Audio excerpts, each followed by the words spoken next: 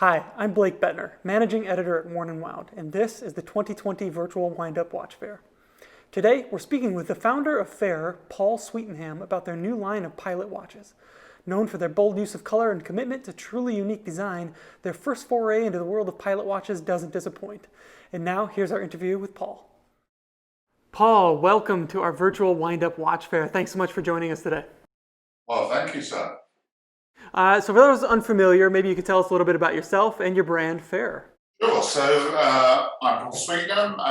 I'm one of four founders of a watch company called Fair, which started in, let me just remember, 2016. The other folks are John Holt, Ben Lewin, and Stu Finlayson. We're essentially British designed, Swiss made. We have been from the beginning. We don't deviate off that. Started in November 2015. Did our first mechanical in 2016, which went absolutely bonkers, and frankly just been building and growing from there. Ship all over the world, but actually the biggest market for us is the good old US of A. And you know, have built up quite a following, and like everyone in a very crowded market, looking to just do something that is just enough to give you an identity and DNA, you know, and as much a unique position as one can ever hope to obtain in this horological world of ours. Yeah, I mean, you've really developed a remarkable identity in such a short period of time. And on that note, you've got a new watch. It's a pilot watch. Maybe tell us a little bit about this watch, and it's three variants. I guess in reality, so it's a 39 mil watch with vertical case sides. Reason for vertical case size, fairly obvious. One of the attributes of a pilot's watch is to have the biggest dial that you possibly can. And if you use a traditional case design, you'll lose dial. SW 200 meet, 200 Solita movement, pretty standard fare, with the date removed, but not for the traditional reason, or not for the reason we would have used normally, which is just we want the date removed. It has the movement constructed in a Faraday cage, so a soft iron cage to give it anti-magnetic properties, up to 500 Gauss, which is, to give you a reference, is the same as a Panerai Radomir, or Luminaire, sorry, Luminaire. Sure. Three different variants, Cayley, Bradfield, and Morgan, and like pretty much everything we do, we have a sort of reason for the naming of our watches, and in all three cases, they are pioneers in British aeronautical history. One of them being the father of the Concorde, one of them being the originator of man in a glider, not a plane, that was the Wright brothers, but a glider.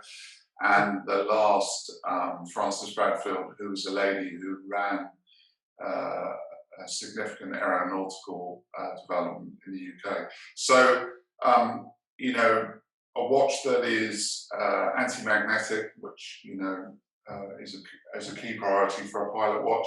It's very, very legible for obvious reasons. It's also got incredible looming. We've worked very hard to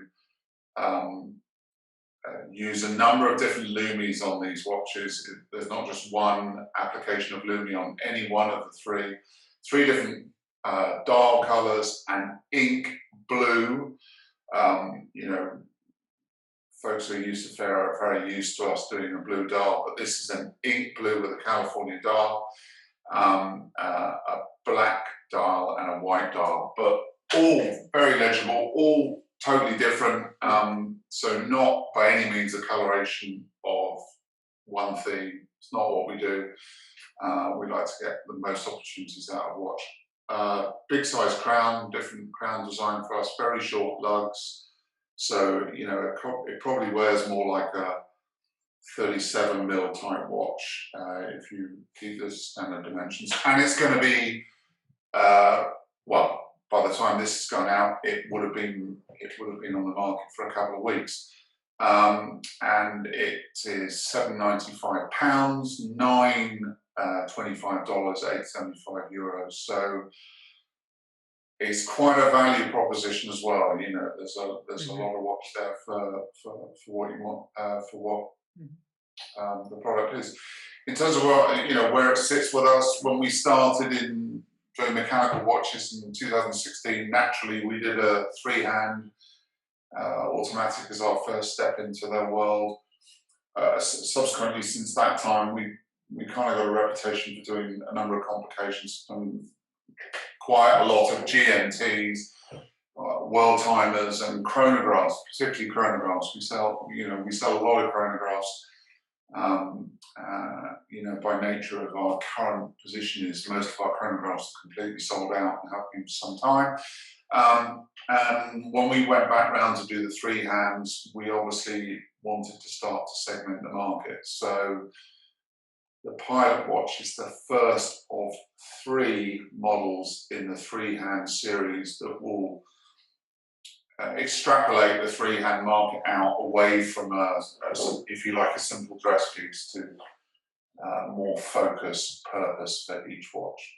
Yeah, I want to ask about how the Pilot Watch fits into the kind of the broader collection, but I also am curious about the strategy that you take with these collections. I recently saw it with the GMT bezel, where there's three different models, and it's not just a different colorway of the same dial.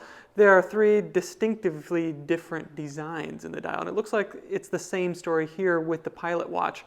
Tell me about that choice and where that started. Well, initially, when we started with the three hands, we did, you could say for sure that they look closer to three colorations of the version, but from our point of view, when we started, they look quite different. Then when we came to do the aqua compressors and the first GMTs, we really decided to push that on a bit. So, for instance, in the GMTs, one was a long hand GMT, another was a short hand GMT, one was a step dial, one was a sunray dial. We applied different colours, and in reality, the outcome of it was we simply didn't have the discipline to do three colours of one version. So that's one thing. And then the other thing was we thought, well, you know what? Let's be so bold here. What if someone wants to buy more than one? They're certainly not going to buy more than one if it's just a coloration of exactly the same design. And that has worked. That has turned out to be quite true. A large majority of our customers buy two of a series. There is a decent sized percentage that buy everything in a series. And that's principally the reason we do it. If you take the GMT bezel, we had quite a lot of folks write to us and say, look, I really like the Crooms version, which you guys did a review on, but why isn't it in the blue of the Charlton? Under the old adage, you can't please all of the people all of the time. Sure. We don't attempt to because it's an impossible feat. Yeah. And I don't believe in let's get a watch out there and do it in 64 variants, the same thing. I can't see the point. It sort of limits the options. Yeah. And I think it would also be very dangerous in potentially if you ended up with too much inventory. Oh wow! So that's so I know there's not a whole lot to speak of in the way of complications when it comes to Pilot Watches. But what are the features that you found as these are features that have to be here on our Pilot Watch? For us, it was the largest possible dial you could get without having a dinner plate case. We're not a fan of big cases. We don't really go over ever, or we've never gone over 41 mil, and in reality, we're probably a bit more comfortable at 40 and downwards. So that's a critical thing for us, but you've got to be careful with the Pilot Watch because the best Pilot Watches in history are big dials, so it's got a big dial, very legible, It sort of seems to be obvious, doesn't it, to be very legible, but obviously uncomplicated, very legible dials. Fantastic Lumi. This Lumi that we have applied to these three watches are enough to light up your room at night. So, so that's a critical point. And then, of course, the anti-magnetic element. So the Faraday cage, which is an English invention from 1887 anyway. The concept of putting a soft iron cage around, a mechanical device that prevents magnetic interference.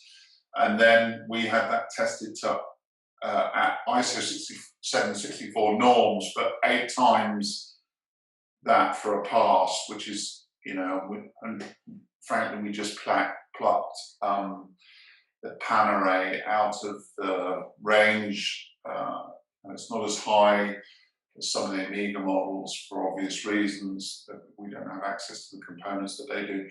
But it's a great anti-magnetic rating, which in today's world, for just a good go-to 3 hands watch where you don't want to be too conscious about all the elements around you, it's a very useful element to have.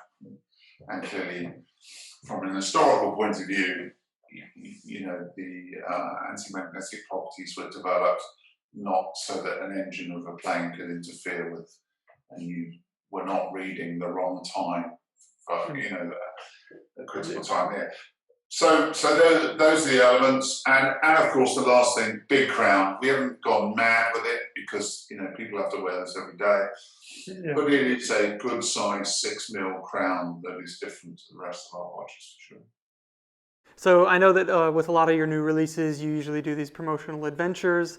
Is there anything in that regard related to these pilot watches that you can tell us about? Absolutely. We have a 1952 de Havilland Chipmunk plane, twin-seater, fixed wheel, that we found. It's difficult to find, believe it or not, planes that are interesting from a colour perspective. But we found a plane actually down in Somerset in England that is in Portuguese Air Force colours, which if you have to look it up to see what it look like, but it's it's pretty colourful, which is cool for us because it's in keeping from FARA, and we basically made the entire film with a couple of pilots down in Shoreham in Brighton with this plane, and that's the whole purpose of it. It's important to be able to demonstrate that you have done what you practically say the watch is meant for purpose. The 2 pilots, which are very long in the tooth Shuttleworth pilots that are used to flying World War II warplanes or seaplanes, perhaps a bit sceptical about the new world of horology, were very complimentary about their use in cockpit and that they would be a good tool. So that will obviously be part of the launch that is happening in the last week of October, so well past when this goes out. Yeah, sounds like it. There's a lot to look forward to from the world of FAIR, and we look forward to talking to you about it and seeing all of these releases. Paul, thank you so much for taking the time to join us today. We really appreciate it. You're welcome. Thanks a lot. Cheers. Thanks.